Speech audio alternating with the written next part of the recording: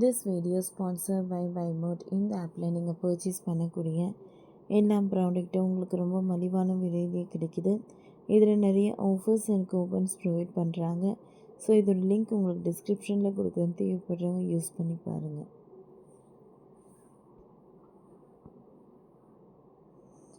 America களமிறங்கினால் ஈரானை தாக்க முதல் ஏவுகணை எங்கிருந்து வரும் தெரியுமா?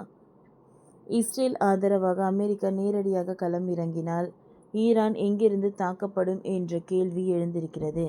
இந்தியா கிழக்கில் பல இடங்களில் அமெரிக்காவின் இராணுவ தளம் இருந்தாலும் எல்லா இடங்களிலும் ஈரான் தாக்க முடியாது. சில குறிப்பிட்ட இடங்களில் இருந்து தாக்குதல் நடத்தலாம். அதாவது சவுதி அரேபியா மற்றும் ஜோர்டன், ஈராக், ஐக்கிய அரபு அமீரகம், குவைத், கத்தார் உள்ளிட்ட இடங்களில் அமெரிக்காவில் இராணுவம் தங்கள் இருக்கின்றன.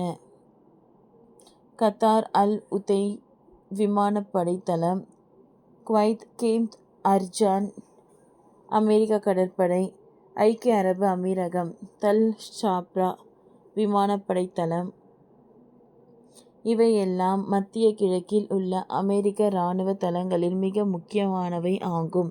ஒருவேளை அமெரிக்கா நேரடியாக களத்தில் இறங்குகிறது எனில் கத்தாரில் அல் உதை விமானப்படை தளத்தில் இருந்துதான் முதல் தாக்குதல் இருக்கும்.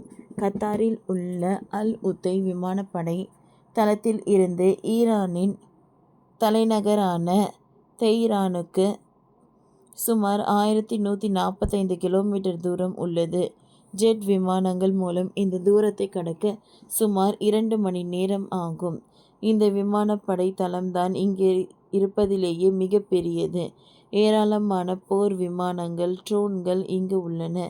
மத்திய கிழக்கு பகுதியான அமெரிக்கா இராணுவத்தின் தலைமையிடமே இதுதான்.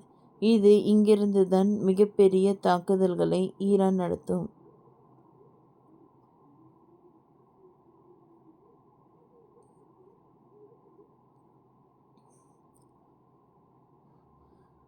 அமெரிக்காவின் முக்கியமான இராணுவ தளங்களில் ஒன்று டியாகோ கார்ஷியா. இது ஈரானிலிருந்து சுமார் 4000 தொலைவில் இந்திய பெருங்கடலில் இருக்கிறது. அங்கிருந்து போர் விமானங்கள் புறப்பட்டால் ஏறத்தாழ 4-30 மணி நேரம் ஆகும் ஈரானை அடைய. ஆனால் இங்குதான் B-2 ஸ்பிரிட் என்னும் மோசமான விமானம் இருக்கிறது. இந்த விமானத்தில் இருந்து மட்டும்தான் Bu-57 எனும் குண்டை வீச முடியும். இந்த வகை குண்டு நிச்சயம் ஈரானின் அணு ஆயுத தளத்தை மொத்தமாக நாசமாகும் என்பது குறிப்பிடத்தக்கது. ஓகே ஃப்ரெண்ட்ஸ், இந்த வீடியோ உங்களுக்கு யூஸ்ஃபுல்லாக இருந்ததுன்னா லைக் பண்ணுங்கள், ஷேர் பண்ணுங்கள், சப்ஸ்கிரைப் பண்ணுங்கள். தேங்க்யூ.